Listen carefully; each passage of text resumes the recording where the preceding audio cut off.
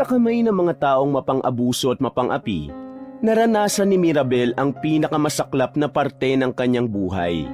Sinamantala ang kahinaan ng mga lalaking walang ibang hangad sa kanya kundi ang kanyang katawan. Tila nakipaglaro sa demonyo ang dalaga para lamang maisalba ang buhay ng kanyang pinakamamahal na lola.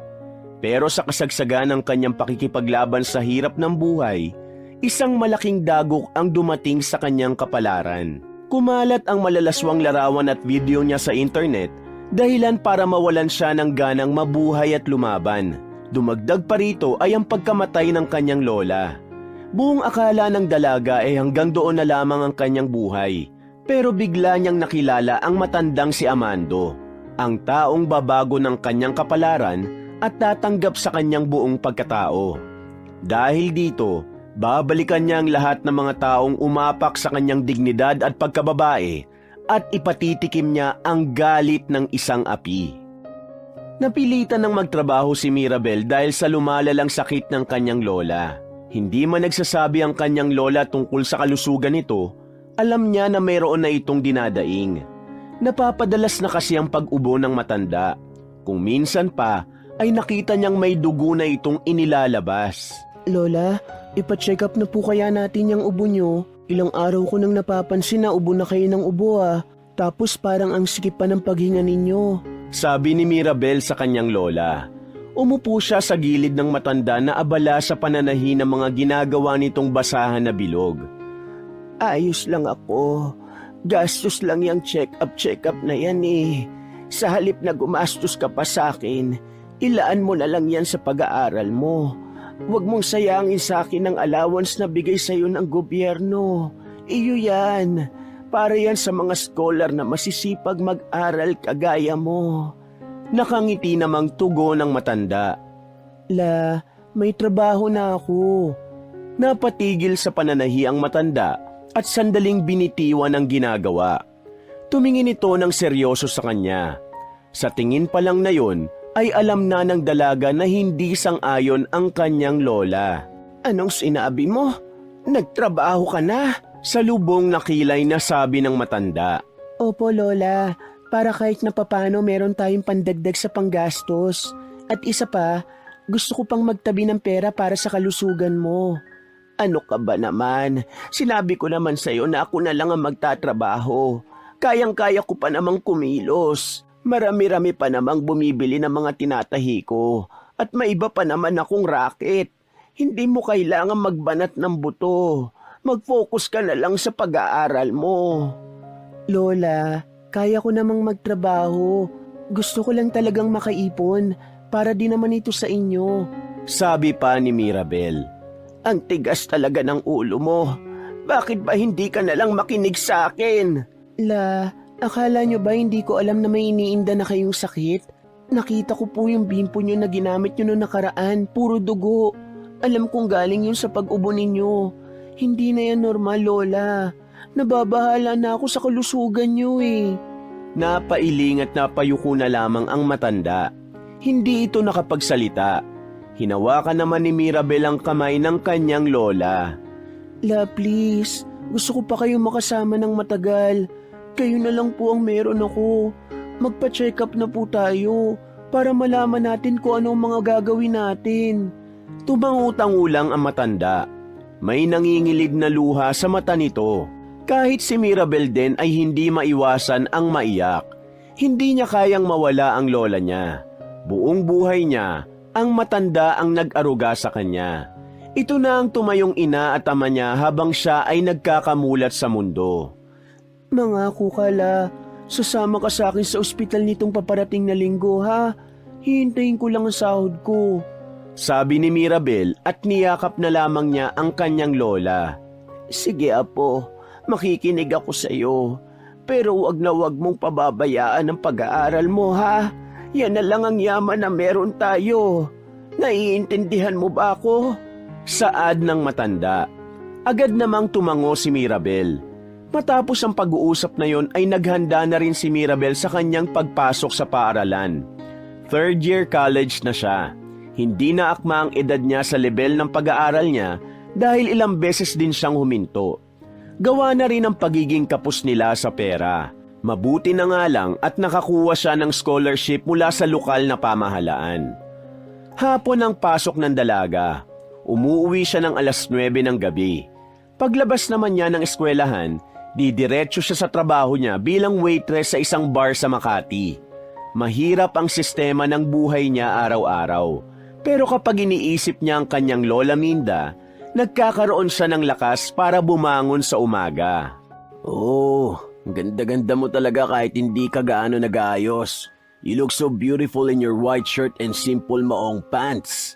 Sabi ng isang lalaki, si Jared, ang isa sa mga kilalang babaero sa university na yon. Napatigil sa paglalakad si Mirabel. Hinarang kasi siya ng binata. Pero mas maganda kung titingin ka sa mga mata ko. Dapat nag-aangat ka ng mukha kasi hindi ka naman pangit eh. Kaunting ayos mo lang, sobrang hot mo na. Dagdag pa ni Jared. Okay, alis na ako. Aakyat na sana sa hagdan si Mirabel pero lalong hinarangan pa ni Jared ang dadaanan ng dalaga. You know what? You are my type. Yung mga mainhin pero alam ko na nasa loob ang kulo. I can feel you, Mirabel. Nagtaka si Mirabel kung papaanong nalaman ng binata ang pangalan niya. Hindi naman kasi niya yun close. Lagi lang siya nitong kinukulit pero kailanman ay wala silang naging pag-uusap tungkol sa mga sarili nila. Please, wala ako sa mood sa mga ganitong bagay. Pakiusap ng dalaga. Then make time for me. Hindi naman siguro mahirap yon, di ba? Nakangiti pa ang binata pero hindi gusto ni Mirabel ang ngiti nito sa kanya. Nangingibabaw ang pagiging manyakis ni Jared. Tigilan mo nga yan. Nanggugulo ka na naman ng ibang babae. Sabi naman ng isang lalaki na nasa likuran nilang dalawa. Napalingon sila roon at nakita nila ang dalawang binata. Pangiti-ngiti ang isa. Ang isa naman ay seryoso lang. Arjo, nandyan pala kayo. Bakit hindi kayo nagkokak? Natatawang sabi ni Jared.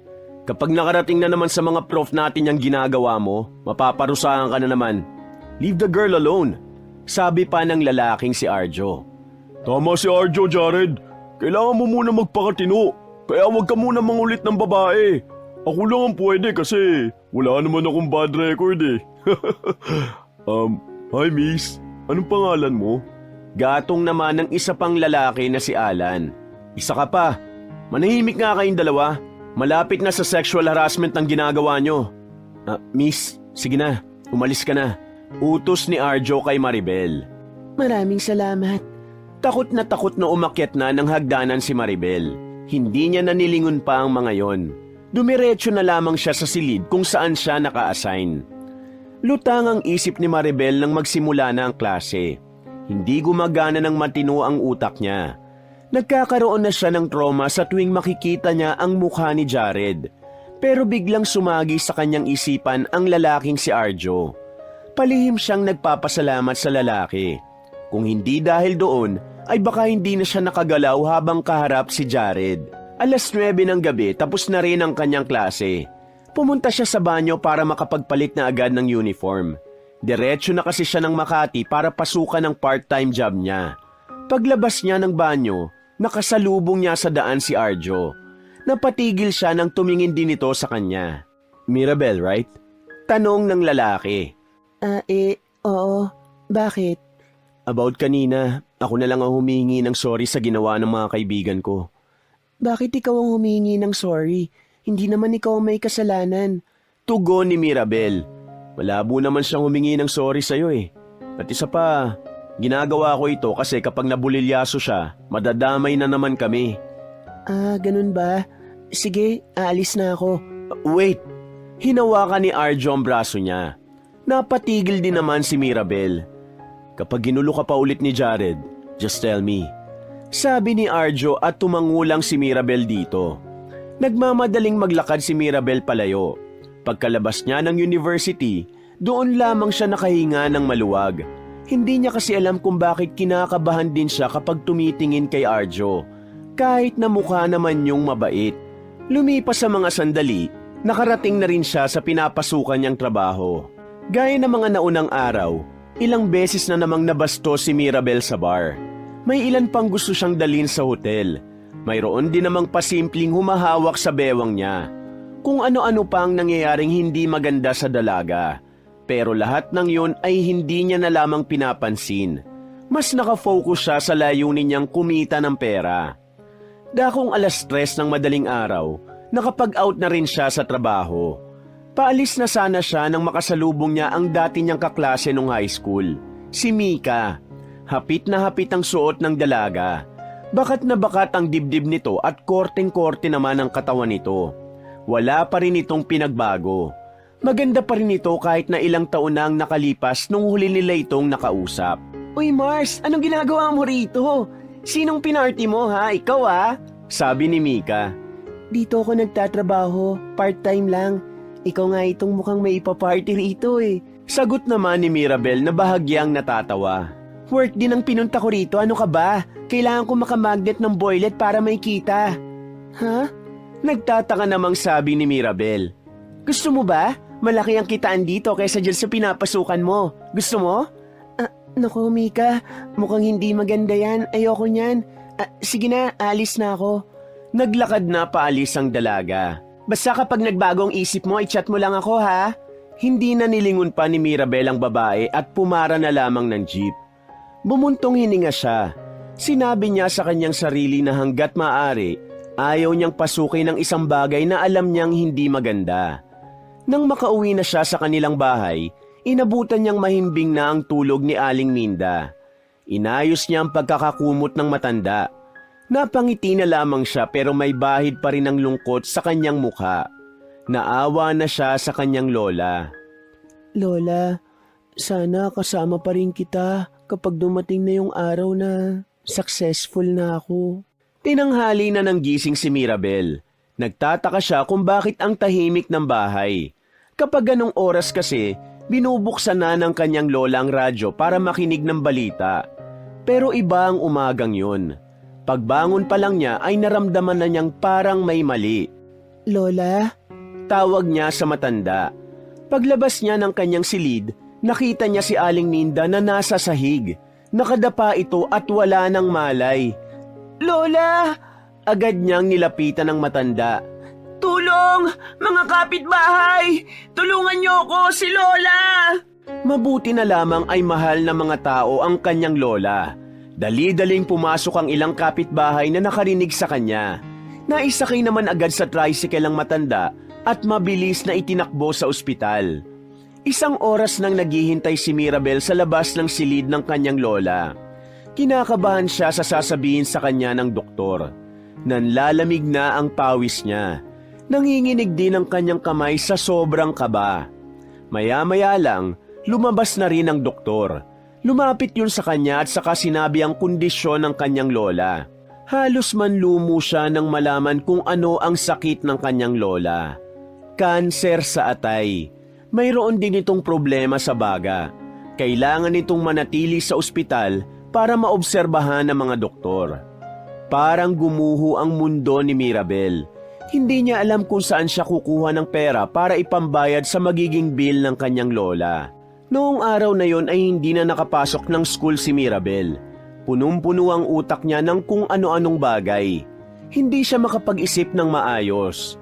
Tulala lamang siya sa kanilang bahay matapos makausap ang kanyang lola. Dinampot niya ang kanyang cellphone. Naalala niya si Mika. Dahil sa kanyang pagiging desperada na magkapera, tinawagan niya yon. Nakipagkita siya kay Mika sa gilid ng bar na mismong pinapasukan niya. Naloka ako sa'yo ha, kanina pa ako rito pabalik-balik. Nakiinom na lang ako sa loob. Bakit ba ang tagal mo? Medyo may iritang sabi ni Mika. Dinaanan ko pa kasi si Lola sa ospital. Sagot naman ni Mirabel. So, interesado ka nga sa trabaho ko? Kung hindi naman yan masama at hindi illegal, sige, susubukan ko. Hindi naman to illegal kasi wala naman silang pakialam kung katawan mong gamitin mo, no? Your body, your rule. Wika ni Mika at sandali pang hinaplos ang katawan ni Mirabel. Ha? Anong katawan ang sinasabi mo riyan? Nagtataka namang tanong ni Mirabel. Girl, yun ang trabaho ko, no? Magpapaligaya ka ng lalaki at babayaran ka nila. Don't worry, hindi naman kita ilalakad sa maruming lalaki. Lahat ng nagiging customer ko malilinis, mayayaman at mababango. Wala akong... Mika, naririnig mo ba ang sarili mo? Nakakadiri ang ganyang trabaho. Paano mo nagagawa yan? Sabi ni Mirabel. Paano ko nagagawa ito? Simple lang. Kailangan ko ng pera eh. At yun din naman ang kailangan mo, di ba? Nasa ospital ang lola mo. At pwede ba, huwag ka nga magsabi ng kadiri dyan. Trabaho to. Sa ibang bansa nga hindi ito issue eh. Katwiran pa ni Mika. Sa ibang bansa yun. Nasa Pilipinas ka. Hindi mo ko maisasama sa ganyan, Mika. Mahal ko pa ang sarili ko. Well, hindi naman kita pinipilit. Kung ayaw mo, edi wag. Kapag nagbagong isip mo, edi go. One call away lang ako. Sayang ka, girl. Tiyak ako mas maraming customer ka pa kaysa sa akin kapag gumora ka rito. Oh, since hindi ka pa rin naman pala interested, balik na muna ako sa loob. Kailangan kong makahanap ng boylet. Need money eh. Nagkibit balikat si Mika sa kanya at naglakad na rin ito palayo. Samantala, napayakap na lamang si Mirabel sa kanyang magkabilang braso. Inisip pa lang niya na gagawin din niya ang trabaho ni Mika, diring-diri na siya sa kanyang sarili. Noong mga sandaling yun, sinabi niya sa kanyang sarili na kahit kailan, hindi niya ipapahawak sa iba ang inosente niyang katawan. Hindi kailanman. Lumipas pa ang mga araw, mas lalong lumalala ang kondisyon ng lola ni Mirabel. Lumalaki na rin ang bill nila sa ospital. Dahil doon, napilitan na ang dalaga na hindi pumasok sa eskwela. Pinili na lang niyang humanap ng mga raket. Kung ano-anong trabaho ang kanyang pinasok. Ni hindi na rin siya gaanong natutulog. 3 trabaho na ang pinagsasabay-sabay niya sa iisang araw. Pero kahit na ganun, kulang na kulang pa rin ang pera na kinikita niya. Wala pa yun sa kalahati. Dahil habang tumatagal ang kanyang lola sa ospital, lumalaki naman ng lumalaki ang dapat niyang bayaran. Ang sabi nga sa kanya ni Aling Minda ay pauwi na lang ito sa bahay. Pero hindi yun ginawa ni Mirabel. Alam niya na sa oras na mawala sa ospital ang lola niya, mas mapapabilis ang buhay nito. Mas pipiliin pa ni Mirabel na makuba sa trabaho, maisalba lamang ang nag-iisang tao sa buhay niya. Habang naglalakad sa kahabaan ng EDSA, nakita niya ang mga kaklase niya na masayang naghaharutan sa daan. Nakaramdam siya ng kaunting inggit. Nagtago na lamang siya sa gilid para hindi siya makita ng mga yon. Naglakad na lamang siya ng mabilis. Sa hindi inaasahang dahilan, may nabangga siya. Tumama ang mukha niya sa dibdib ng isang lalaki na sa palagay niya kasing tanda na ng kanyang lola Minda. Pero pagtingin niya sa mukha ng matandang lalaki, napansin niya na parang bagets ito kung pumorma at malakas-lakas pa rin kung kumilos. Nagmukha tuloy itong hindi matanda. Are you okay, miss? Tanong ng matandang lalaki na si Amando. Maginoo ang tinig nito. Parang boses lang ni Eddie Garcia. Pasensya na po, hindi ko po sinasadya. Natapakan ko pa yung sapatos nyo. Pasensya na po talaga. Sabi ni Mirabel at akmang pupunasan ng kulay puting sapatos ng matanda. Pero pinigilan siya nito. You don't need to do that, miss. It's just the shoes. Please don't. Sabi ng matanda. Pero mukhang mamahalin po yan eh. Pasensya na po talaga. Ipapalinis ko na lang ito sa tao ko. And stop saying sorry. Ako ang hindi tumitingin sa daan. By the way, my name is Amando. Thank you po sa pangunawa. Kailangan ko na pong umalis. Lumingon pa sandali si Mirabel para tanawin ang kanyang mga kaklase. Naiwang napapailing na lamang si Amando. Nakalaunan, umarko rin ang kanyang ngiti. That woman. Kakaiba ang ganda niya at nararamdaman kong napakabuti niyang tao, Benji. Tawag ni Amando sa tauhan nitong kararating lang. Find the information of that woman for me. Gusto ko siyang makilala at makausap. Dagdag pa ni Amando. Samantala, nakahinga na ng maluwag si Mirabel nang makalayo na siya sa mga kaklase niya. Ayaw niyang makita siya ng mga yon dahil baka singilin lang din siya sa mga inutang niya. Akala ko talaga makikita nila ako. Kainis. Bulong niya sa sarili. Muli niyang naalala ang matandang lalaking nakabangga niya. Aminado siya na mabango ang matandang yon. Mas mabango pa yon kaysa sa mga estudyante sa eskwela nila. Sasakay na sana siya ng jeep nang biglang tumawag ang doktor sa kanya. Nang sagutin niya ang tawag, ibinungad agad ng doktor ang kondisyon ng kanyang lola. Ayon sa doktor, mayroon silang nakitang bukol na unti-unting lumalaki sa gilid ng baga ng kanyang lola. na kung hindi raw yun matatanggal sa lalong madaling panahon, pwede raw yung maging dahilan para mas maagang mamatay ang matanda. Napaupo na lamang siya sa bangketa. Umiiyak siya at pinagtitinginan na siya ng mga tao. Sumakit na naman ang ulo niya. Iniisip na naman niya kung saan siya hahagila para maoperahan na ang kanyang lola. Bagsak na naman ang balikat niya nang umuwi siya ng bahay. Hindi niya kayang humarap sa lola niya sa mga sandaling ito. Ayaw niyang makita ng matanda kung gaano siyang nahihirapan sa sitwasyon. Habang nasa harapan lang ng lamesa at malamig na tubig lang ang kasama, napadako na naman ang tingin niya sa kanyang cellphone. Unang pumasok sa isip niya ay ang babaeng si Mika. Sumagi sa isipan niya ang trabaho ni Mika. Sa puntong ito, hindi niya na naiisip ang mandiri. Ang naiisip na lang niya ay pera. Kumita ng pera. Kailangan niya ng pera.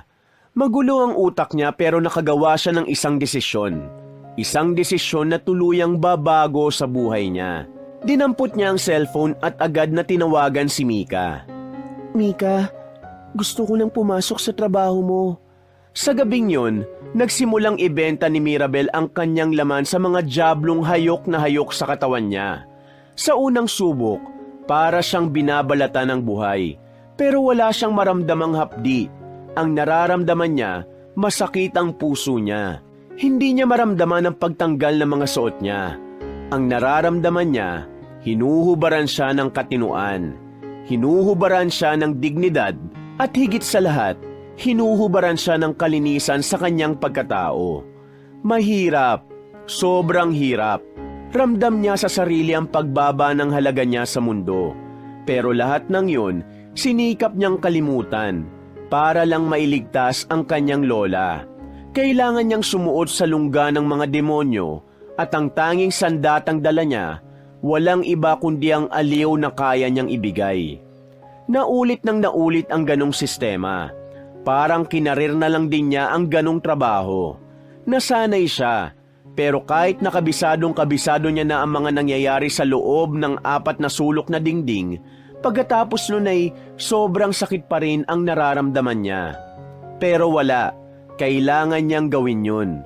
Kaunting punas lang ng luha, mag-ayos lang ng buhok at ngumiti sandali, okay na ulit siya. Isang buwan na ang lumipas mula nang yakapin ni Mirabel ang malaimpyernong trabaho. Naoperahan na rin ang kanyang lola. Pero ang sabi ng doktor, wala pa rin kasiguruhan kung kailan magiging maayos ang kanyang lola. Lalo pat hindi pala isang bukol ang nakita sa katawan nito. May iba pang maliliit na sinisikap tanggalin ang mga doktor. Kaya naman, kahit ayaw na niya sa trabahong yun, wala siyang magagawa kundi ang magpatuloy. OMG girl, kotang-kota ka tonight ah. Nakailan ka? Tanong ni Mika kay Mirabel. Nakaupo lang si Mirabel sa sofa sa isang VIP room. Nakasandal siya at pagod na pagod. Gamit na gamit kasi ang katawan niya. Sa araw na yon, 4 na lalaki ang gumamit sa kanya. 4? May paparating pang 2 ngayon. Last na yon tapos uuwi na ako. Sagot ni Mirabel at sa kisame lang nakatingin. Yung last na 2 ako naglakad sa inyan, di ba girl? Pogi ang 2 yan. Hindi na yan kagaya ng mga nauna sa'yo kanina na mukhang mga tatay. Sabi ni Mika at tinapik pa siya sa balikat.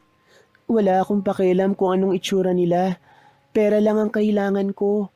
Oo na, mukha ka ng pera. Sige na, balik lang ako sa labas ha. Kumikembot-kembot pa ang bewang ng babae nang lumabas na yon ang silid. Naiwan naman si Mirabel sa VIP room para hintayin ang 2 customer. Sa kakahintay niya, hindi niya na namalayang nakatulog na pala siya. Nagising na lang siya nang may nararamdaman siyang humahawak sa hita niya. Dali-dali siyang bumangon. Nakita niya ang pamilyar na mukha ng 2 lalaki. Jared? Alan? Bakit kayo nandito? Anong ginagawa niyo rito? Takang-taka si Mirabel. Wala siyang ideya kung bakit ang 2 yon ang kaharap niya. Kumalma ka lang, customer mo kami. Binayaran na namin ang manager mo kaya we can do what we want. Right, Alan? Sabi ni Jared. Yeah, right. So, let's begin? Tugon naman ni Alan. Hindi kayong hinihintay kong customer. Lumabas kayo. Mirabel naman, huwag ka namang ganyan. Nag-effort na nga kami para puntahan ka tapos ganito ka pa. Ikaw sinasabi ko na nasa loob ang kulo mo. Hindi ko talaga inakala na papasok ka sa ganitong trabaho. You're so unpredictable. Dagdag pa ni Jared at nagpakita pa ito ng manyakis ng ngiti. Ito ang patunay na kami ang customer mo. Sabi ni Alan at inihagis pa sa kanya ang kulay itim na VIP card. Tumakbo si Mirabel palabas ng room na yon. Hinanap niya ang kanyang manager. At doon ay nakumpirma niya nga na si Jared at Alan ang kanyang huling dalawang customer. Sinubukan niyang tumanggi pero hindi pumayag ang kanyang manager. Kaya sa huli, wala rin siyang nagawa kundi ang hayaan na lang ang dalawang binata na babuyin siya. Habang nagaganap ang malaimpyernong sandali, nakakaramdam ng pagkahilo si Mirabel. Hindi niya na alam ang mga sumunod na nangyari dahil sa pinaamoy sa kanya ni Jared at Alan. Basta bago siya pumikit, nakita niyang nagtatawanan ang mga yon. Nagising siya madaling araw na, 4:00. Dali-dali niyang dinampot ang mga suot niya na nasa sahig. Wala na ang dalawang binata. Sa puntong yon, para pang lutang ang utak niya. Tumayo siya. Medyo nahihilo pa rin ang lumabas na rin siya ng bar. Habang naglalakad na siya sa bangketa, bigla siyang nanlambot. Napaupo siya sa semento. Buti na lang ay may dumating para tulungan siya. Mirabel, ikaw nga. Anong problema? Ano nangyayari sa'yo? Tanong ng pamilyar na boses. Naaninagan niya ang lalaki. Hindi siya pwedeng magkamali. Si Arjo ito. Kaibigan nila Jared at Alan. Tulungan mo ko. Tuluyan ang nanlata si Mirabel. Naramdaman na lamang niya na binuhat na siya ng lalaki papasok ng sasakyan. Umaga na nang magkaroon siya ng malay. Nanginginig siya sa gutom nang bumangon siya. Pagtingin niya sa paligid, wala siya sa bahay nila. Maganda ang silid na kanyang kinalalagyan. Pumasok agad sa isip niya na nasa isang condo unit siya. Oh, gising ka na pala. Nagluto ako ng makakain mo. Pumunta ka na lang doon, sabi ni Arjo. Nagulat si Mirabel sa paglitaw ng lalaki. Takang-taka siya kaya nagpaliwanag agad si Arjo. Nadaanan kita sa sidewalk, nakaupo ka. Nanlalambot. Wala namang ibang taong tutulong sa'yo kaya ako na nagdala sa'yo rito. Huwag ka mag-alala, wala naman akong ginawang masama sa'yo. Iniwan kita rito kanina. Ngayong umaga lang ako bumalik para paglutuan ka ng makakain. Sa hindi malamang dahilan ay nakahinga ng maluwag si Mirabel. Hindi niya maintindihan kung bakit mabait ang taong ito. Samantalang demonyo naman ang ugali ng dalawa nitong kaibigan. Salamat. Tipid niyang sabi. Galing ka sa party, no? You know what? Mas magandang pumarty kapag may kinain ka. Manlalata ka kasi talaga pagkatapos ng party. Sige na, kumain ka na. Magsha-shower lang ako. Tapos kapag okay ka na, sabihin mo lang ha. Sabi ni Arjo at naglakad na rin ito papunta sa CR. Tumayo si Mirabel. Gutom na siya kaya kahit na nahihiya pa siya sa binata, ay pumunta siya sa lamesa. Kinain niya ang mga nakahain doon. Para siyang ilang araw nang hindi nakakatikim ng matinong pagkain. Pagkatapos niyang kumain ay nawala na rin ang kanyang panlalambot. Sakto naman nakalalabas lang din ni Arjo sa banyo. Nakataples ito at tanging tuwalya lang ang nakalagay sa pang-ibaba. Napaiwas ng tingin si Mirabel. Tapos ka na ba? Ayos ka na ba, Mirabel? Tanong ng binata. Ayos na ako. Maraming salamat. Sagot ng babae habang sa ibang direksyon nakatingin. Di pwede na. Ha? Pwede nang alin? Tanong ng dalaga. Pwede na tayo. Sagot ng binata. Sa puntong yun, uminit ang mukha ni Mirabel. Bigla na lamang siyang nakaramdam ng kaba sa sinabi ni Arjo. Dahan-dahan siyang lumingon sa lalaki. Nakita niya sa mukha nito ang ngiti na kagaya kay Jared. Nakaramdam siya ng takot. Buong akala niya kasi, iba si Arjo kay Jared at Alan. Pero nagkamali siya. Anong sinasabi mo? Nababahala niyang tugon. Pinauna ko lang sila. Ayoko nang may kasabay eh. Sagot nitong natatawa pa. Akala ko iba ka sa kanila. Nagkamali ako sa iyo, Arjo. Medyo naiiyak nang sabi ni Mirabel. Gaya mo, Mirabel. Nasa loob lang din ang kulo ko. Kaya pagbigyan mo na ako ngayon. Hindi! Manigas ka! Mirabel, alam kong papayag ka. Hawak kong video yung tatlo nila Jared at Alan. Pinakita pa ni Arjo ang cellphone nito kung saan nakasave ang mga malalaswang larawan at video. Nanginig na lamang sa takot si Mirabel. Sunod-sunod na umagos ang kanyang luha. Hindi na siya nakagalaw. Naramdaman na lang niya na humahalik na sa kanya si Arjo. At sa mga sandaling ito, tuluyan nang nanaig ang kahayupan ni Arjo.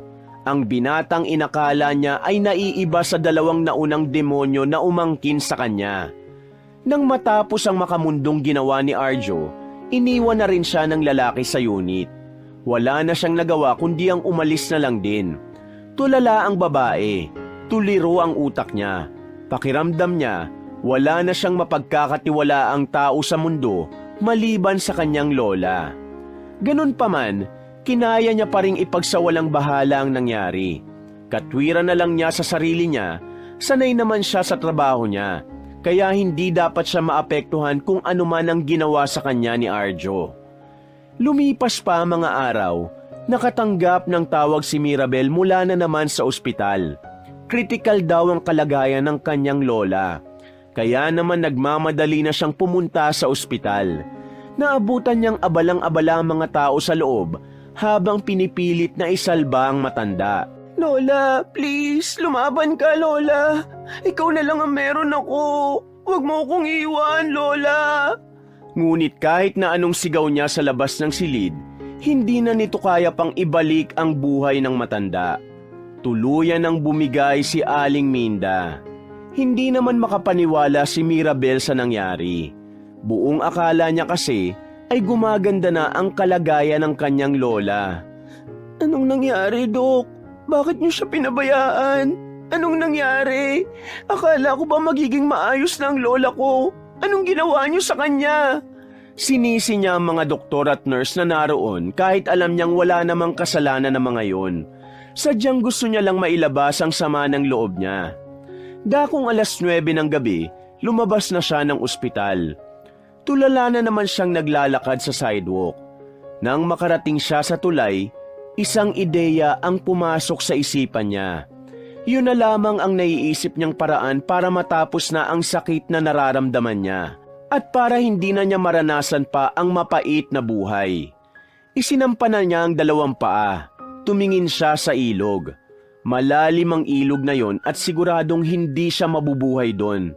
Hindi rin kasi siya marunong lumangoy kaya para sa kanya, perpektong lugar yon para wakasan na ang lahat. Miss, meron ka bang mabigat na problema? Let's talk about it. Sabi ng matandang lalaki sa likuran niya.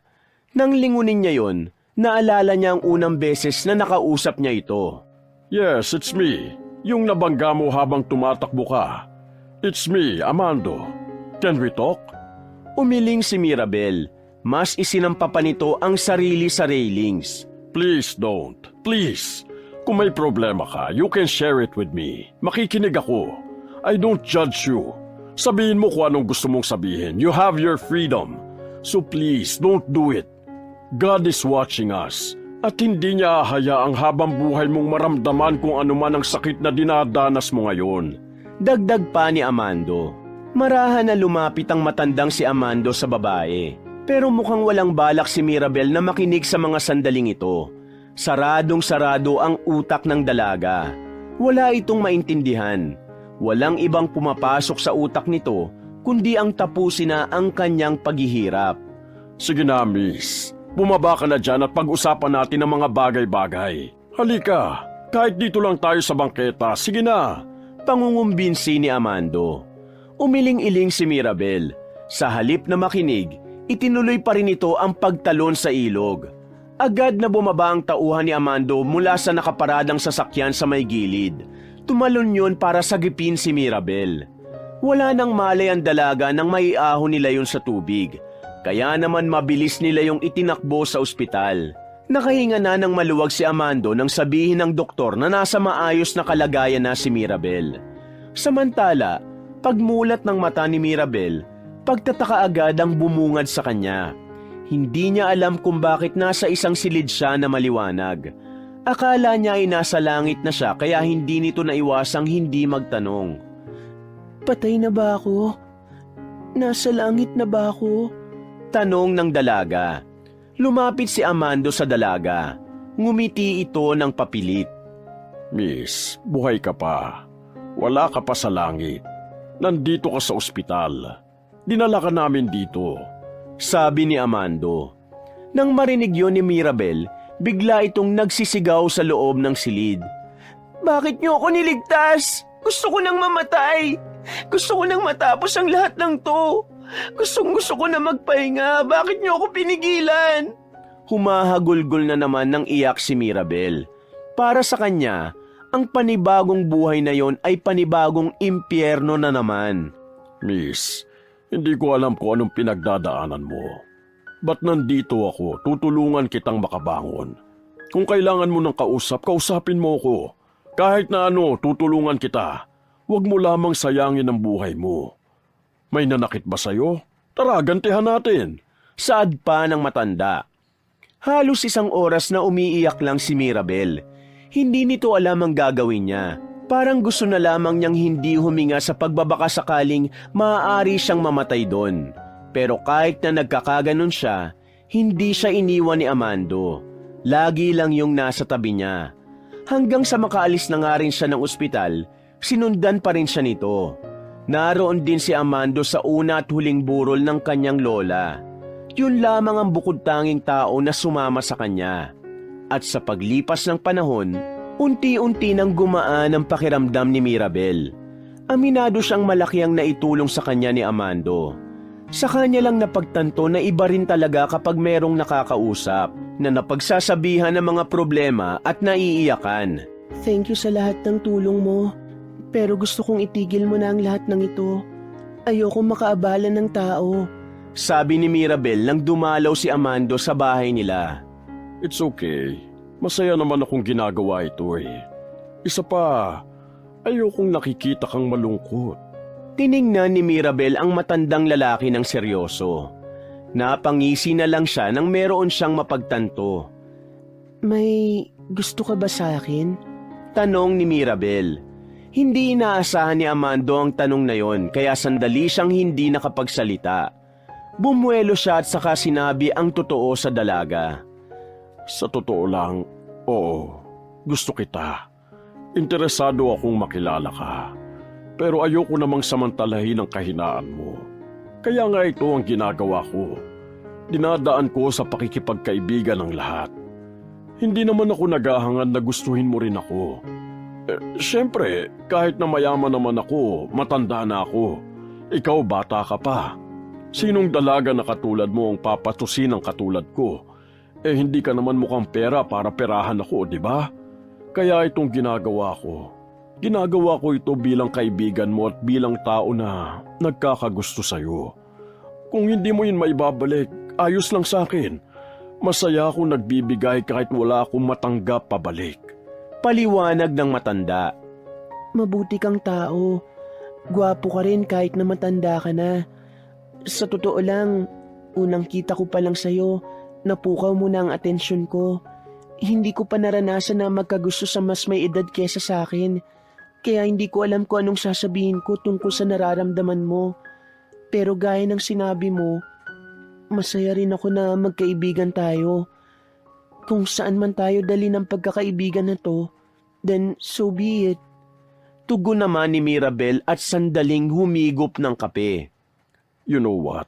Tama ka eh. Hayaan na lang natin ang tadhana ang gumuhit sa mga kapalaran natin. Sa ngayon, let's enjoy everything na pwede nating pagsaluhan as a friend. So, saan mo bahalak umpisahan ulit ang bago mong buhay? Bago pa makasagot si Mirabel, lumapit ang tauhan ni Amando at mayroon itong pinakita na cellphone. Bumakas agad sa mukha ni Amando ang galit at pag-aalala. Alam ko na ang tungkol dyan. Kalat na sa internet yan. Parang wala na lang kay Mirabel ang bali-balitang pinagpepiestahan na sa internet ang mga larawan at video niyang malalaswa. Bagamat mukha lang ni Mirabel ang nakikita sa video, alam niyang si Jared at Alan ang kasama niya sa silid na yon. Pati na rin si Arjo na siyang kumukuha ng video. Mga walang hiya ang mga yan. Ramdam sa tinig ni Amando ang galit. Okay ka lang ba? Dagdag pa ng matanda. Okay lang ako. Inaasahan ko nang mangyayari to. Kaya ngayon, gusto kong simulan ang buhay ko sa paghihiganti. Gusto kong iparamdam sa kanila ang impyernong ipinaramdam nila sa akin. Sabi ni Mirabel na mararamdaman ang tapang at galit. Tila ba hindi na ito makaiyak? Puro puot na lamang ang naghahari sa puso nito. Sigurado ka na ba sa desisyon mo? Kasi kung oo, I can help you with all my resources para pagbayaran nila ang mga ginawa nila sa'yo. Tumangulang si Mirabel. Isang buwan ang lumipas, muling bumalik si Mirabel sa kanilang paaralan. Lahat ng utang niya roon ay nabayaran niya na rin. Dahil din sa koneksyon ni Amando, napakiusapan ng mga prof na tanggapin siya ulit kahit na marami na siyang hindi napasukang subject. Yun ay hindi para makapag-aral. Yun ay para mas mapalapit si Mirabel sa mga taong kailangan niyang gantihan. Naka-heels, nakalugay ang buhok, at kitang-kita ang eyeliner nito na talaga namang nagdudulot ng fierce na look sa kanya. Habang naglalakad sa hallway, napapatingin pa sa kanya ang lahat ng taong naroon. Nagbubulong-bulungan. Pinag-uusapan ng mga yon ang kumakalat na skandal ng dalaga. Hinahanap ng mata niya ang tatlong lalaki. Kumukulo ang dugo niya pero kailangan niyang ikalma ang sarili niya. Kailangan niyang tibayan ang loob niya para sa plano nila. Hindi rin kasi basta-basta ang kanilang kalaban. Si Jared, anak ito ng isang mayamang negosyante. Kilala rin ang pamilya nito sa Maynila. Si Alan naman, mataas sa posisyon ang ama nitong pulis. Samantalang si Arjo, abogado ang buong angkan nito. Hello guys, I'm back. Gulat na gulat ang kanyang mga kaklase. Parang nakakita ng multo ang mga yon. Sa muling paglitaw ni Mirabel, tila nabulabog ang kanilang buong school. Siya ang naging laman ng usapan. Kaya naman nakarating na rin ang balita sa tatlong binata. Palabas na si Mirabel nung mga sandaling yon nang humarang sa kanya ang tatlong binata sa hagdanan. Pero hindi gaya ng dati na takot siya, hinarap niya ang mga yon ng buong tapang. Kalmado lang siya, para bang wala lang nangyari. Look at this bitch. Nandito na parang wala nangyari. Ganyan ba talaga kapag bayaran? Walang pakialam sa dignidad? Tanong ni Jared na nagagawa pang tumawa. Ngumiti lang ng papilit si Mirabel. Tumawa rin siya sa tatlo. Nagpakita siya ng nakakaakit na tingin kay Jared. Lumapit siya ng bahagya at hinawakan niya ito sa pisngi. That night, I remembered. Mas magaling ka kaysa kay Alan at pati na rin kay Arjo. Sabi ni Mirabel at tinitigan ng malagkit ang binata. Sa puntong yun, nakita ni Mirabel na tumalab ang pang-aakit niya kay Jared. Hindi pa nakontento si Mirabel. Hinawakan niya pa ang kwelyo ng binata. Pwede ka ba mamayang gabi? Tanong ng dalaga. Namula ang mukha ni Jared sa narinig niyang yon. Natulala na lamang ito nang maglakad na palayo si Mirabel. Maging si Arjo at Alan ay natameme na lang din. Pag-uwi ni Mirabel sa bahay ni Amando kung saan pansamantala siyang naninirahan, masaya niyang ibinalita sa matanda ang mga nangyari. Sa palagay ni Mirabel, kumagat si Jared sa pain niya. Really? That's a good news. Talagang madali lang kumagat ang mga asong laging gutom. Well, meron akong magandang balita sa iyo, Mirabel. Ano yun? Tanong ng dalaga sabay kuha ng wine sa ibabaw ng lamesa. Pinakilos ko ang mga tao ko. Nalaman nila ang ilan sa mga baho nitong tatlong lalaki na ito. Si Jared, ninanakawan niya ng pera ang kumpanya nila. Walang kaalam-alam ang ama niyang nasa ibang bansa na malapit ng malugi ang negosyo nila dahil sa anak niyang si Raulo. Pwede natin itong gamitin laban sa kanya. Siguradong titiklop si Jared sa'yo. Si Alan naman, kasakasama niya ang ama niya sa pagde-deliver ng mga droga sa mga probinsya. Sa madaling sabi, itong tatay niyang pulis na mataas ang ranggo may ginagawang kagaguhan. Sa oras na ilabas natin ito, babagsak sila pati na rin itong si Alan. Itong huli si Arjo, mayroong pinatay itong si Arjo nung high school pa lang sila. Pero dahil nga mga abogadong ang kanito, madali siyang napagtakpan. Pero don't worry, may hawak kaming ebidensya na kapag inilabas natin, wala na silang takas. Lahat ng ito, pwede mong gamitin sa kanila para i-blackmail at pahirapan sila. Saad ng matandang si Amando. Maraming salamat sa mga information. Hawak na natin ang bomba. Pero sa ngayon, ayoko munang pasabugin yan. Gusto ko munang makipaglaro sa kanila hanggang sa dumating na rin ang puntong sila na mismo magmamakaawa para sa buhay nila. Tugon naman ni Mirabel. Napangiti na lamang si Amando dahil sa katapangan na pinapakita ng dalaga.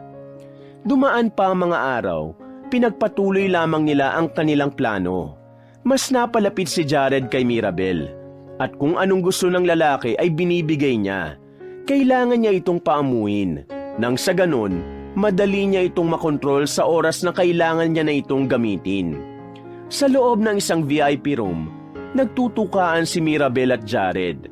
Pero sandaling tumigil si Mirabel nang tumunog ang kanyang cellphone. Ano ba naman yan? Sino ba yung tawag ng tawag? Istorbo eh. Galit na sabi ni Jared. Pinakita ni Mirabel ang cellphone niya at pinabasa kay Jared ang text messages ni Arjo. Kinukulit ka ba ni Arjo? Hindi pa ba niya alam na pagmamay-ari na kita? Jared, kalma. We're just friends. Hindi naman siguro masama yun, di ba? Sabi naman ni Mirabel. Kilala ko si Arjo. Mas hayop pa yung kaysa sa akin. Kaya lumayo-layo ka sa kanya. Naintindihan mo ba ako? Hinawakan pa ni Jared ang magkabilang balikat ni Mirabel. Siya naman kasi ang lumalapit-lapit sa akin. Alam mo, pakiramdam ko talaga type ako ni Arjo. Siguro naiinggit din siya kasi ikaw nakakailang beses na, siya isa pa lang. Sa sinabing ito ni Mirabel, nakita niyang parang nainis si Jared. Unti-unti nang tumatalab ang kanyang mga plano. Bullshit na Arjo yan ah. Bala ka pa yatang agawin sa akin eh. Alam mo, wala namang problema sa akin eh. Ang iniisip ko lang, paano kung may gawin siya sa akin para lang kunin ako sa'yo? Natatakot ako. Feeling ko may tinatagong ugali si Arjo sa inyo. Jared, natatakot ako sa kanya. Huwag ka mag-alala. Ako nang bahala sa Arjo na yan. Hindi ko hahayaang makahawak yan sa'yo mula ngayon. Tila nanlilisik ang mata ni Jared nung mga sandaling yon. Lihim na lamang na napapangiti si Mirabel dahil nakikita niya nang may nangyayari na sa mga naisip niyang plano. Bandang 12:00 ng gabi, pinatos ni Mirabel ang imbitasyon ni Arjo. Pumunta siya sa parehong condo unit kung saan siya pinagsamantalahan ng lalaki. Pagpasok niya, inabutan niya si Arjo na nakaupo sa harapan ng mesa. May nakahanda ng wine at steak doon. Well, alam ko namang mamimiss mo ang lugar na ito, Mirabel eh. Ngumiti lang si Mirabel at naglakad na rin palapit sa mesa. Umupo ito sa harapan ni Arjo. Ngumiti ito ng nakakaakit. Pinakita niya pa ang leeg niya at ang collarbone na binabagayan naman ng mamahaling kwintas na bigay ni Amando. Ikaw ang namiss ko rito, Arjo. Huwag na tayo maglokohan. Alam ko may iba kang bala kaya ka rito pumunta. Ano pa bang ibang pwede kong ipunta rito? Maliban na lang sa pwede nating gawing mainit ang gabing ito, Arjo.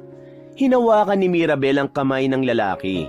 Nilalaro-laro niya ng kanyang daliri ang palad ni Arjo. Dahil sa ginawa niyang yun, tuluyan ng tumalab ang kanyang alindog. Namula na ang mukha ni Arjo. Tumayo ito at hinila si Mirabel sa kama. Nang pumaibabaw na si Arjo sa dalaga, bigla namang bumukas ang pintuan. Pumasok ang galit na si Jared. Gago ka! Sinasabi ko na nga ba? Galit na wika ni Jared at saka hinila palayo si Arjo. Sinuntok ni Jared ang kanyang kaibigan. Ilang beses niya yung ginawa hanggang sa dumugo na ang nguso ni Arjo. Ang sabi niya sa akin mag-uusap lang kami. Ang sabi niya papayag siya na maging magkaibigan na lang kami pero ang kapalit daw nun, aangkinin niya ako ngayong gabi. Pagsisinungaling ni Mirabel. Magsasalita pa sana si Arjo pero bigla na naman itong inatake ni Jared. Nagsuntukan na ang dalawa. Nagbasagan sila ng mukha.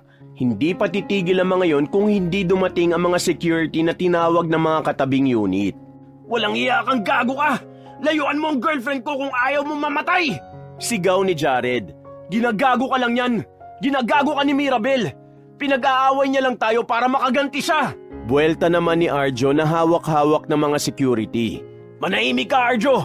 Kilala kita! Alam ko kung anong klaseng tao ka! Hindi ako magtitiwala sa sinabi mo! Kilala kita, Arjo! Kilala kita! Inilabas na ng mga security ang dalawa. Naiwan naman si Mirabel sa loob ng silid. Dinampot niya ang wine at saka uminom ng sandali. Nagsisimula pa lang tayo. Wala pa tayo sa pinakamagandang part ng palabas. Malapad ng ngiti ni Mirabel. Ang makitang nag-aaway-away ang mga taong bumaboy sa kanya ay kakaibang ligaya ang dinudulot nito sa kanya. Parang unti-unting nakukumpleto ang pagkatao niya sa ideyang magiging miserable ang buhay ng tatlong lalaki. Tumingin siya sa kanyang cellphone. Oras na para si Alan naman ang guluhin at gamitin niya. Hindi siya titigil hanggat hindi niya nakikitang nakaluhod ang mga yun sa kanya. Sa parehong gabi, pinuntahan ni Mirabel ang condo unit naman ni Alan. Malapad ang ngiti ng may katabaan na si Alan nang bumungad ang maganda at sexy na si Mirabel. Hindi makapaniwala ang binata na masusolo niya si Mirabel noong mga sandaling yon. Agad nitong hinila ang babae papasok ng condo unit nito. Dinala niya sa kama si Mirabel, pero nagpakipot muna ang babae. Sandali lang, baka naman magalit sa atin si Jared. Alam mo naman na siya ang boyfriend ko, di ba? No, hindi naman magagalit yun. Di niya naman malalaman eh. Halika na, let's do it! Hinawakan siya ni Alan sa bewang hanggang sa mahiga na ulit sila sa kama. Ilang sandali lang, nangyari na ang gustong mangyari ni Alan. Itinaya ni Mirabel ng pansamantala ang kanyang katawan para maisakatuparan ang kanyang plano. Nang matapos na silang magbakbakan, tulog na tulog si Alan. Isang perpektong pagkakataon para kay Mirabel na isagawa ang kanyang binabalak. May kinuha siyang makapal na pakete sa kanyang bag. Inilagay niya yun sa ilalim ng una ni Alan. Nang nasa parking lot na siya, agad niyang kinontak si Amando. Nailagay ko na ang dapat mailagay. Nakangiti niyang sabi at saka ibinaba ang tawag. Isang pakete ng droga ang itinanim niya kay Alan. Dahil doon, mas madali nang mauungkat ang tinatago ng binata at ng ama nitong pulis. Kalahating oras lang ang nakalipas, dumating na rin sa building ang mga pulis na kakilala ni Amando. Dahil nakatanim na ang ebidensya, madali na nilang mahuhuli si Alan. Ito na ang simula ng pagbagsak ninyo. Napangising sabi ni Mirabel. Sumakay na lang siya sa sasakyang nasa gilid. Nasa loob ng sasakyang yun si Amando na kanina pa naghihintay sa kanya. So how's the plan? Is it working? Tanong ni Amando. Yes, at itong kay Alan ang simula ng kanilang kalbaryo. Bukas, nasisiguro kong mabibigla sila kapag nalaman ng lahat kung anong klase ng tao si Alan at ang ama niyang pulis. Well, deserve nilang lahat ng dinadanas nila ngayon. Just always remember na lagi lang akong narito, Mirabel. Ngumiti na lamang si Mirabel sa matandang si Amando. Mga ilang sandali lang, lumalabas na rin ang mga pulis kasama si Alan. Nakaposas na ito habang kinakaladkad ng mga pulis. Wala akong kasalanan! Hindi akin yun! May naglagay nun sa akin! Pasigaw na sabi ni Alan. Pero hindi ito pinakinggan ng mga pulis. Isinakay ito sa mobil ng mga pulis habang ang mga tao namang nakakakita ay nagtataka sa mga nangyayari. Sa pagkahuli kay Alan, mabilis yung kumalat sa balita at sa internet. Dahil din dito, biglang nagkaroon ng interes sa mga pulis para imbestigahan ang pamilya ni Alan. Kinabukasan, pagpasok ni Mirabel sa paaralan, bulong-bulungan na nangyari kay Alan. Maging si Jared din na nag-aabang sa kanya ay parang balisari ng itsura. Nilapitan niyo ni Mirabel. Nakabenda pa ang kamay nito dahil napilayan na ito sa pananapak kay Arjo. Jared, pwede ba tayo mag-usap? Tungkol lang sana sa nangyari. Sabi ng dalaga. Tumingin naman sa kanya ng seryoso si Jared. Nagtungo sila sa garden kung saan wala nang gaanong napapadaan na estudyante. Para makuha ni Mirabel ang loob ni Jared, nagpakita na naman ito ng nakakaakit na tingin. Jared, sorry kahapon. Hindi ko naman alam na ganun ang gagawin niya. Kaya lang naman ako pumunta sa kanya para linawin sa kanya na hanggang kaibigan lang kami. Pero nung hindi niya yung nagustuhan, bigla na lang siyang naging agresibo sa akin. Buti na lang dumating ka. Takot na takot ako sa kanya. Nagkunwari pa si Mirabel na parang kinikilabutan. Agad naman niyang nakuha ang loob ni Jared. Bumuntong hininga si Jared. Hinawakan ng binata sa magkabilang balikat si Mirabel. Basta ipangako mo lang sa akin na ako lang ang mamahalin mo ha. Kapag ginulo ka pa ulit ni Arjo, mapapatay ko na talaga siya. Wala na akong pakialam kung kaibigan ko siya. Ang ayoko sa lahat, yung inaagawan ako ng pag-aari ko. Tugon naman ng binata. Huwag kang mag-alala. Gagawin kong lahat para makaiwas kay Arjo. Pero maiba tayo. Totoo ba yung kumakalat na balita tungkol kay Alan? Tanong ni Mirabel. Nakita niya ang pagbabago ng reaksyon ng mukha ni Jared. Ewan ko rin sa lokong yun. Di ko nga rin alam na may tinatago palang ganun yung lokong yun eh. Pero ang chismis pa, yung buong pamilya niya pinaghihinalaan na rin ng mga pulis. Lalo na yung papa niya. Eh di ba pulis ang papa niya? Mirabel, ang dami mo nasasagap na balita. Chismosa ka rin pala. Tinapik ni Mirabel sa balikat ang binata. Hinaluan niya yon ng kaunting harot. Ano ka ba? Siyempre kailangan may masagap akong chismis para lagi ako may kwento sa'yo. O sige na, mauna na ako ha. Mamayang gabi ha, kapag wala kang ginagawa. Baka gusto mo lang naman, painit tayo. Sabi ni Mirabel at kinindatan pa ang binata. Naglakad na siya palayo. Nang lingunin niya si Jared, nakatingin pa yun sa kanya na parang asong naglalaway. Nung araw na yun, naging maayos naman ang takbo ng oras para kay Mirabel. Dahan-dahan na niyang naisa sa katuparan ang kanyang paghihiganti. Napapangiti na lamang siya kapag naiisip niya yon. Nang paakyat na siya sa hagdanan, nakasalubong niya si Arjo ron. Pagkakita pa lang sa kanya nito, galit na agad itong lumapit sa kanya. Dinikit siya nito sa pader. Pero sa mga sandaling yon, wala nang nararamdamang takot si Mirabel. Hindi na siya tinatabla ng mga nanlilisik na tingin ni Arjo. Anong binabalak mo ha? Pinag-aaway mo kami ni Jared? Bakit Arjo? Natatakot ka bang kalaban ng sarili mong kaibigan? Buwelta ni Mirabel. Huwag mo akong subukan, Mirabel. Hindi mo alam kung paano ako magalit. Bakit? Papatayin mo rin ako? Kagaya ng ginawa mo sa dati niyong driver? Nang marinig yun ni Arjo, biglang nanginig ang kamay nito.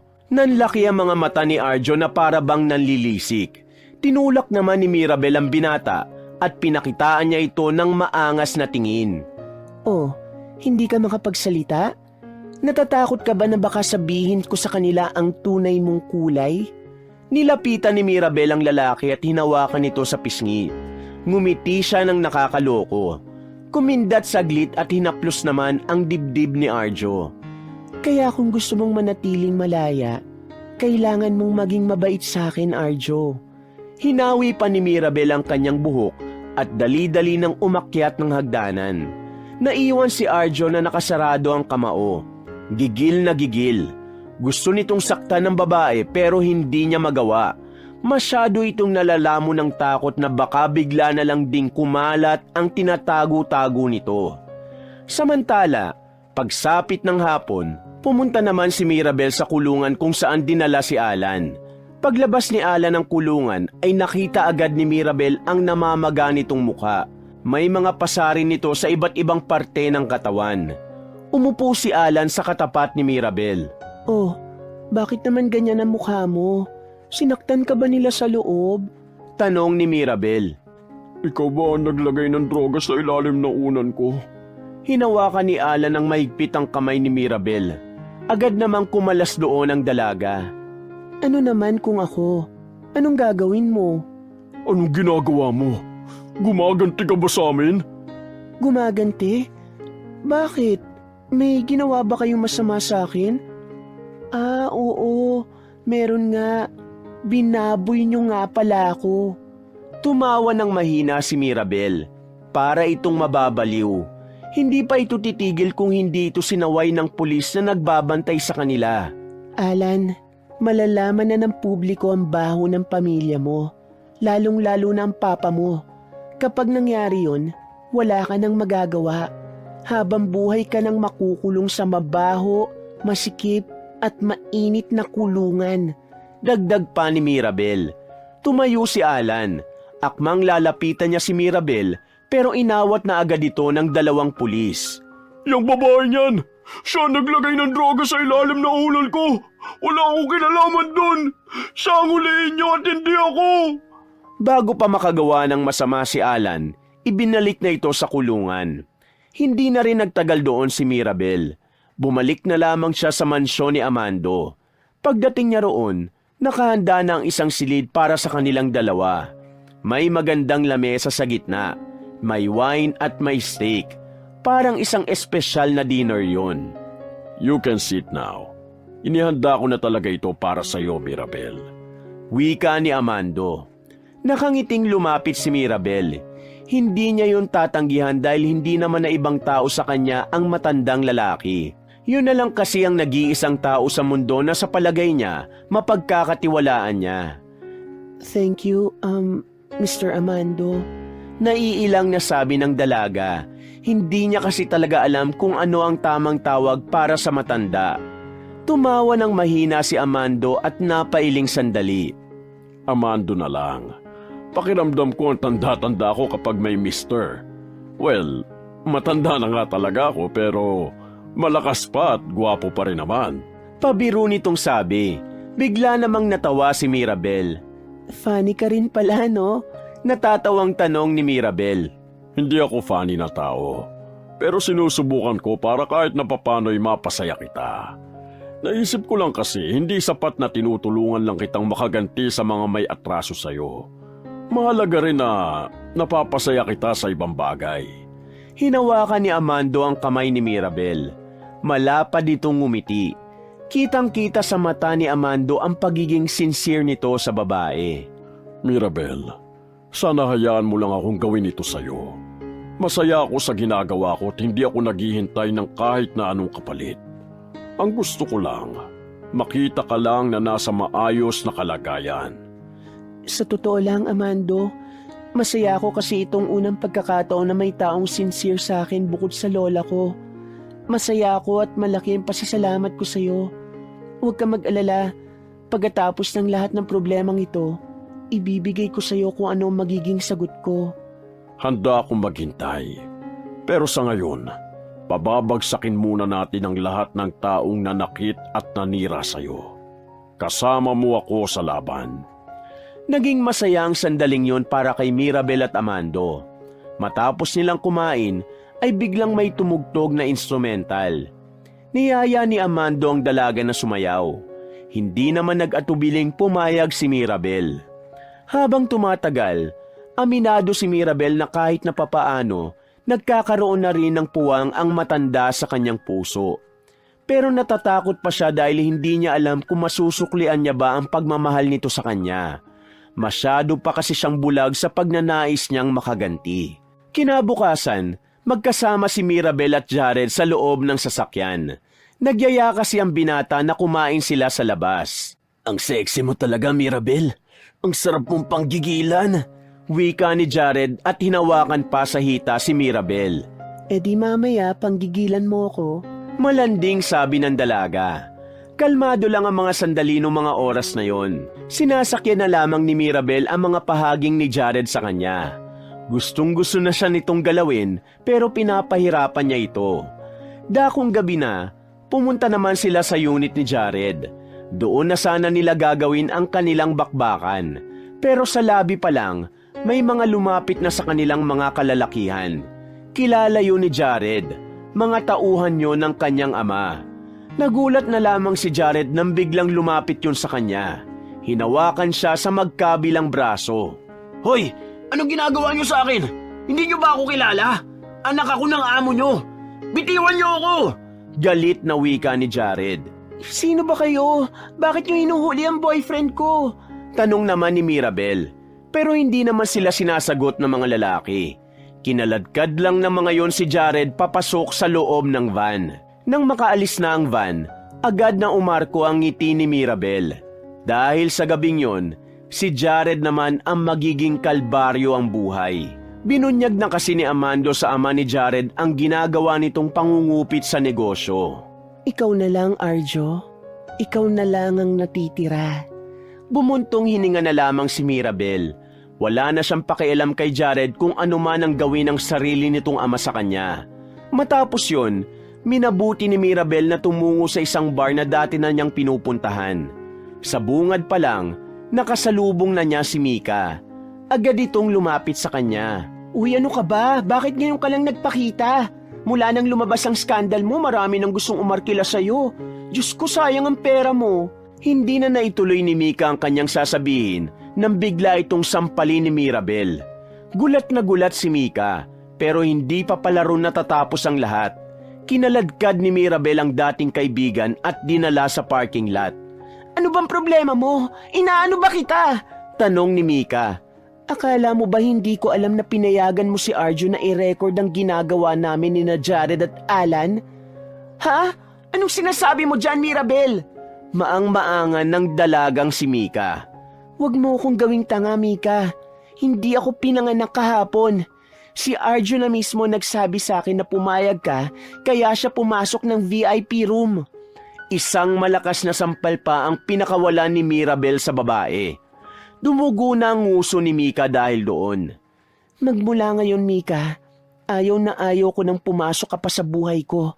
Dahil sa susunod ng pagkikita natin, baka hindi lang yan ang magawa ko sa'yo. Naglakad na lamang papasok ng bar ang dalaga.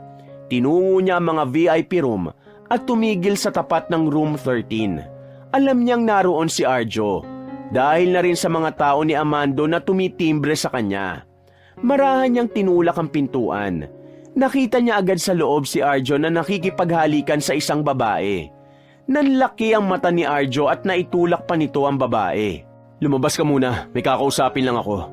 Wika ni Arjo sa babaeng halos makita na ang kuyukot. Dali-dali namang tumayo si Arjo at lumapit sa dalaga. Anong ginagawa mo rito? Tanong ni Arjo na bakas ang pag-aalala sa mukha. Alam mo bang si Jared ay dinukot na ng mga tauhan ng sarili niyang ama? Nalaman na kasi ng tatay niyang nilulustay niya ang pera ng negosyo nila. Hindi ka ba nagtataka na baka ikaw na ang susunod? Pananakot naman ni Mirabel. Gigil na gigil si Arjo nang idinikit na naman siya nito sa dingding. Nakasarado na ang kamao nito, pero nagpipigil na lamang itong makapanakit ng babae. Bakit hindi mo ituloy? Tutal matagal ka na namang nananakit. Pumatay ka pa nga ng tao, di ba? Umarko ang nakakalokong ngiti sa mukha ni Mirabel. Ang ngiting yun ang lalong nagpapalala sa galit ni Arjo sa dalaga. Akala mo papayag akong ginaganito mo lang ako? Baka nakakalimutan mo. Pamilya ng mga abogadong ang kanakinabibilangan ko. Kayang-kaya namin baliktarin ang batas. Well, ang batas ay para lang sa mayaman. Kaya nga hindi ako gagamit ng batas ngayon. Gagamitin ko ang sarili kong batas. Sa sarili kong kamay ikaw magdurusa, Arjo. Tandaan mo ito. Nasa aktong sasampalin pa sana ni Arjo ang dalaga, pero nakailag ang babae. Sa halip, tinapakan pa ni Mirabel ang paa ni Arjo, kaya napaupo ito sa sofa. Binatukan pa ni Mirabel si Arjo nung mga sandaling yon. Malapit ka nang mabulok sa kulungan. Kaya kung ako sa'yo, sumuko ka na at aminin mo na sa mga tao kung anong ginawa mong kasamaan. Kung hindi, ako mismo magsasabi sa lahat. At kapag nangyari yun, masisira na ng tuluyan ng pamilya mo, Arjo. Ibang Mirabel na ang kaharap mo ngayon. Hindi na ito ang dating Mirabel na mahina at mahinhin. Dagdag pa ni Mirabel. Napatitig na lamang ng masama si Arjo sa kanya. Naglakad na palapit ng pintuan si Mirabel, pero may iniwan pa itong kataga kay Arjo. Kapag hindi mo pa rin sinabi sa mga pulis ang ginawa mo, ilalabas ko ang lahat ng ebidensya laban sa'yo. Wala ka nang magagawa. Buhay na buhay ang ngiti ni Mirabel ng mga sandaling yon. Ang saya-saya niya talaga kapag nakikita niyang takot na takot ang taong may atraso sa kanya. Kinabukasan ng gabi, katatapos lang ulit ng kanilang klase. Noong mga oras na yon, wala si Amando para sunduin siya. Kinailangan kasi ng matanda na umattend ng meeting tungkol sa negosyo. Kaya naman tahimik lang na nag-aabang na masasakyan si Mirabel nang biglang may humintong van sa harapan niya. Walang ano-ano ay hinaltak siya ng mga lalaki papasok ng van. Arjo? Tanong ni Mirabel. Tinanggal ng lalaki ang nakatakip na tela sa ulo nito. Mirabel, akala mo siguro wala akong gagawin, ano? Tignan natin ngayon ang angas mo. Natatawa pang sabi ni Arjo. Nakita ni Mirabel ang mga kasama nila sa loob ng van. May mga hawak na baril ang mga yon. Kaya alam niya na kahit tangkain niyang tumakas, mas lalo lang siyang mapapasama. Kaya naman nanatiling kalmado si Mirabel hanggang sa makarating na sila sa isang lumang warehouse. Itinali siya sa sasakyan. Marahas na hinawakan ni Arjo si Mirabel sa magkabilang pisngi. Hindi ka mananalo sa akin, Mirabel. Marami kaming koneksyon at kahit na anong gustuhin ko ay mangyayari. Nagkamali ka ng kinakalaban mo. Matapang na sabi ni Arjo. Natawa ng mahina si Mirabel. Mas lalo naman yung kinabwisit sa kanya ni Arjo. Sinampal siya ng lalaki ng malakas. Dumugo agad ang labi niya. Pero sa halip na indahin ang sakit, ngumiti lang ito sa binata. Bakit ka nakangiti? Bakit? Bakit ako nakangiti? Kasi kahit na mamatay ako ngayon, lalabas at lalabas pa rin naman ang tungkol sa pagiging mamamatay tao mo. Hindi lang ako may hawak na mga ebidensya. Marami kami. May kakampi ako, Arjo. Hindi ako nag-iisa. Ginagalit mo talaga ako! Muling nakatanggap si Mirabel ng malakas na sampal. Halos mahilo siya sa ginawa ng lalaki. Pero gaya ng una, ininsulto lang ni Mirabel ang binatang si Arjo sa pamamagitan ng kanyang pagtawa. Marahas na dinakma siya ni Arjo sa buhok. Kung masira man ako, wala na akong pakialam. Basta mapanginabangan lang kita. Yun na lang ang mahalaga sa akin. Biglang tinanggal ni Arjo ang isang butones sa polo ni Mirabel. Nagpakita na naman ito ng mukha ng isang manyakis. Dahan-dahang naglakbay ang kamay ni Arjo sa maselang bahagi ni Mirabel. Bakit ba kasi hindi ka nalang umamo, Mirabel? Para wala tayong problema. Puro sarap lang ang mararamdaman natin. Dagdag na lamang ni Arjo at saka natawa ng malakas. Hahalikan na sana ni Arjo ang dalaga nang biglang mataranta ang mga kasamahan ni Arjo. Narinig nilang may mga nakasunod pala sa kanila. At dahil mukhang hindi naman mga pulis sa mga yun, hinarap nila ang mga ito. Samantala, nagkaroon naman ng pag-asa si Mirabel. Alam niya na ang mga dumating ay ang mga tao ni Amando. Hindi talaga ako pababayaan ng matandang yon. Pabulong na wika ng dalaga. Maya-maya pa, bigla na lamang nagkaroon ng sunod-sunod na putok. Medyo naalarma na si Mirabel dahil hindi naman siya sanay sa mga putok ng barel. Sa puntong yon, nakaramdam na siya ng takot. Mga buwisit! Sino ba mga ito? Galit na tanong ni Arjo sa kanyang sarili habang nakikipagbarilan sa labas. Nang maramdaman ni Arjo na medyo tagilid sila sa laban, pumasok itong muli sa warehouse. Kinalaga nito si Mirabel at saka tinutukan sa ulo habang nakakawit ang braso nito sa leeg ng dalaga. Sige, subukan niyo magpaputok! Basag ang bungo ng isang to! Ano ha? Sa sinabing ito ni Arjo, pansamantalang tumigil ang mga putukan. Tila nabahala din ang mga yon na baka bigla na lang iputok ni Arjo ang baril sa ulo ni Mirabel. Subukan niyong gumawa ng kahit anong kilos. Hindi ako magdadalawang isip na patayin ng babaeng to. Dinala siya ni Arjo sa loob ng van. Walang ano-ano ay pinaharurot ng tao ni Arjo ang sasakyan paalis. Pero nagawa pa ring makabuntot sa kanila ng mga tao naman ni Amando. Karamihan kasi sa mga yon ay nakasakay ng motorsiklo. Tanging si Amando lang ang nakasakay sa sasakyan. Bilisan mo pa ang pagmamaneho! Para kang tanga eh! Binatukan ni Arjo ang kanilang driver. Pero sa hindi inaasahang pagkakataon, bigla na lang pumutok ang gulong ng van. Dahil dito, mas bumagal na ang takbo ng sasakyan. Tarantang-taranta si Arjo, lalo na kapag nakikita niyang malapit na sa kanila ang mga nakamotorsiklo. Hindi nagtagal, tumigil na rin ang van. Walang choice si Arjo kundi ang lumabas sila. Hawak-hawak pa rin ng lalaki si Mirabel. Hindi na aalis ang pagkakatutok ng baril sa sentido ng dalaga. Sige, kumilos kayo na masama. Pasasabugin ko ang bungo ng babaeng to. Nakita ni Mirabel na bumaba mula sa sasakyan ang matandang si Amando. Kalmado lang yung lumapit sa kanila. Ni hindi man lang ito kinakabahan kahit pa nasa panganib ang buhay ni Mirabel. Bitiwan mo na siya. Malumanay na sabi ni Amando. At sino ka namang matanda ka? Sugar daddy ka siguro ng malanding babaeng to, no? Mayroon ka pang oras para itigil itong ginagawa mo, iho. Kaya kung ako sa'yo, bitiwan mo ang babaeng yan at ibaba mo na ang baril mo. Pakiusap ni Amando. Pero sadyang matigas ang ulo ng binata. Hindi ito makikinig sa kahit na anong sasabihin nila. Kung makapag-utos ka, akala mo naman kung sino ka? Bigla ka na nga lang dumating dito at nagfi-feeling na bayani. Iho, nakikiusap ako sa'yo. Hanggat maaari ayokong makapatay ng tao. Kaya naman, Inutil na matanda! Anong akala mo ngayon? Nakukuha ang lahat sa pakiusapan? Hindi ako papayag na mabuhay to. Sisirain niya ang buhay ko, kaya sisirain ko rin ngayon ang buhay niya. Buwelta pa ni Arjo. Pero nagulat na lamang sila nang bigla silang makarinig ng putok ng baril. Tinamaan sa kamay si Arjo. Dahilan para mabitawan nito si Mirabel at ang hawak na baril ng binata. Malas, Brisit! Wika ni Arjo habang nakahawak sa kamay niyang duguan. Biglang kinuha ni Mirabel ang baril na nasa tagiliran ni Amando. Agad nitong itinutok ang baril kay Arjo. Pinakiusapan ka na, nagmatigas ka pa? Ngayon, ilalagay ko sa kamay ko ang batas para mabura ka na sa mundong ito. Mirabel, wag. Hindi ka ganyang tao. Hayaan mong idaan natin sa legal na paraan ang magiging parusa niya. Sabi ni Amando, pero hindi gusto ni Mirabel ang ideya na yon. Amando, ito na ang tamang pagkakataon ko para mabigyan ko ng hustisya ang ginawa niya sa akin. Bakit mo ko pinipigilan? Bakit? Sabi ni Mirabel, Kapag pinatay mo ang lalaking yan, wala ka na ring pinagkaiba sa kanya.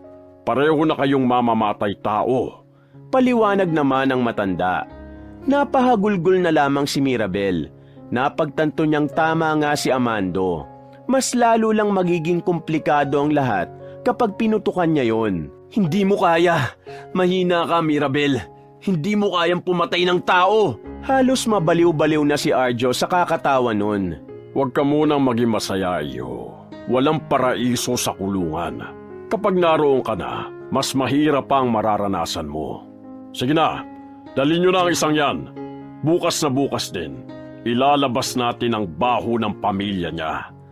Puwersahan nilang ipinasok sa van si Arjo. Habang nasa loob ng van, naririnig nilang umaaray-aray pa ang binata. Binubugbog kasi ng mga tauhan ni Amando ang lalaki.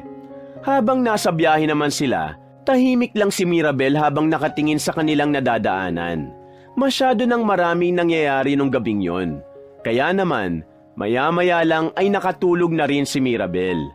Nagising na lamang siya nang makarating na sila sa mansyon ni Amando. Nasaan si Arjo?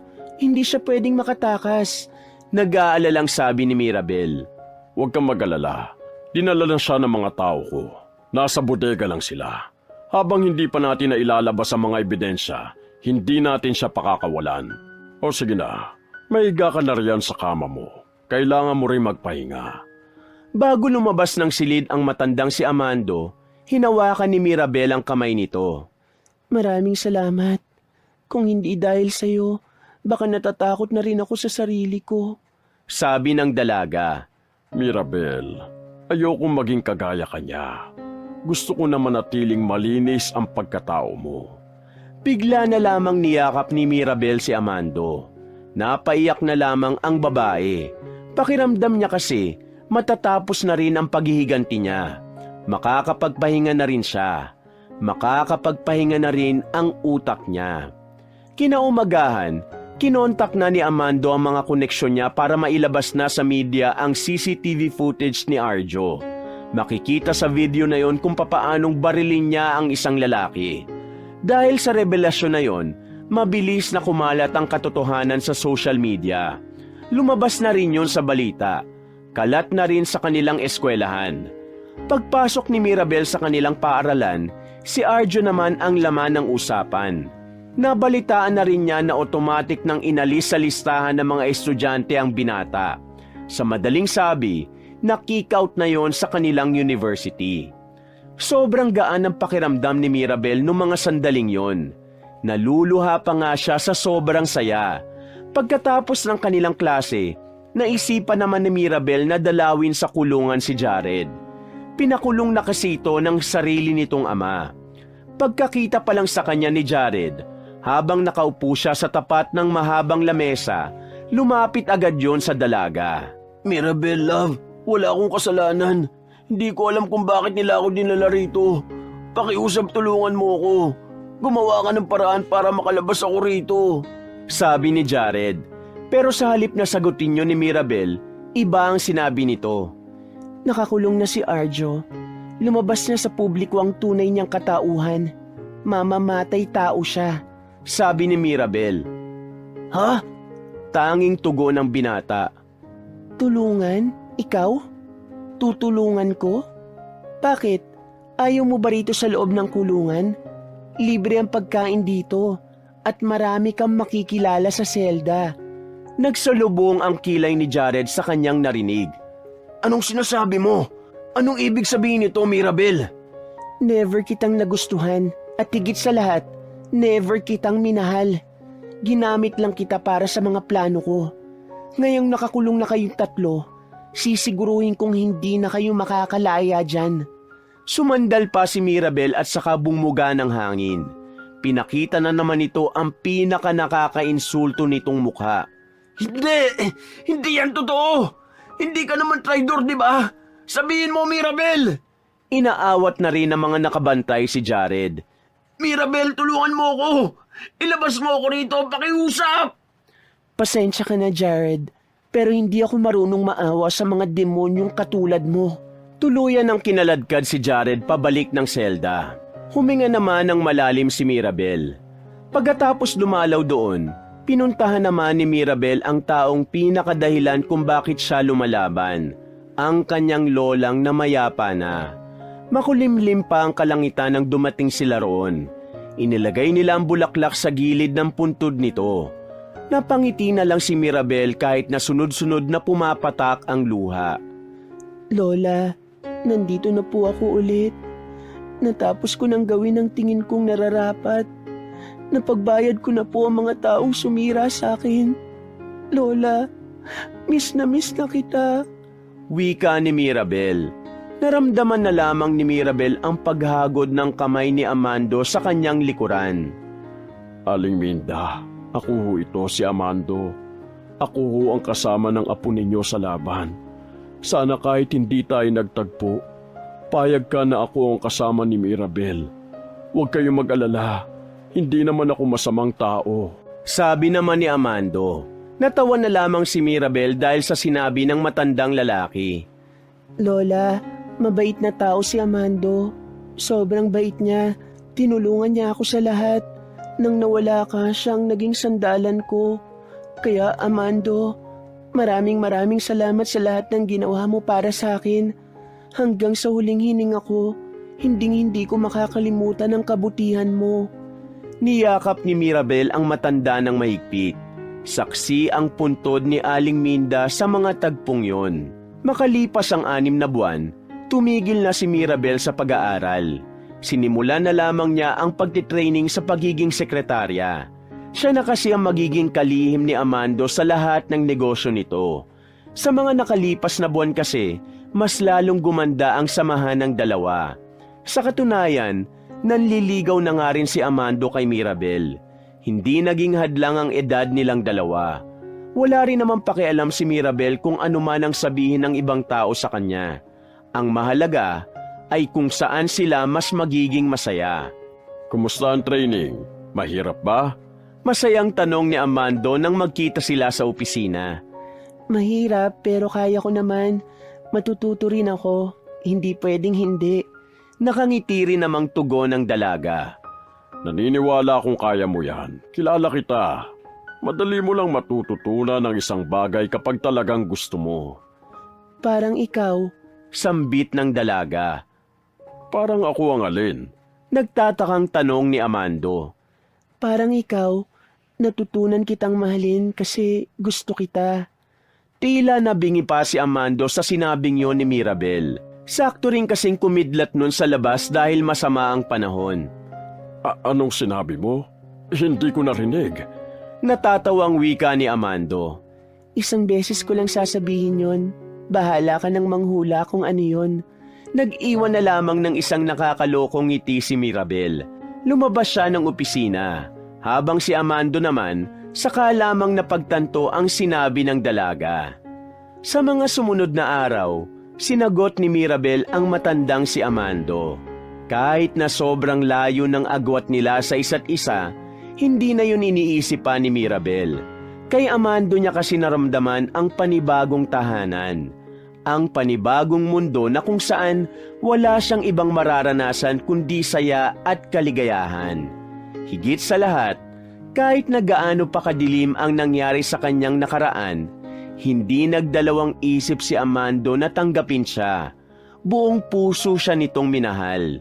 Dahil doon, mas lalong nagkaroon ng dahilan si Mirabel na suklian na ang pagmamahal ni Amando. Maraming natutunang bagay si Mirabel mula sa mga karanasan niya. At isa na nga roon ay ang maging matapang at matatag.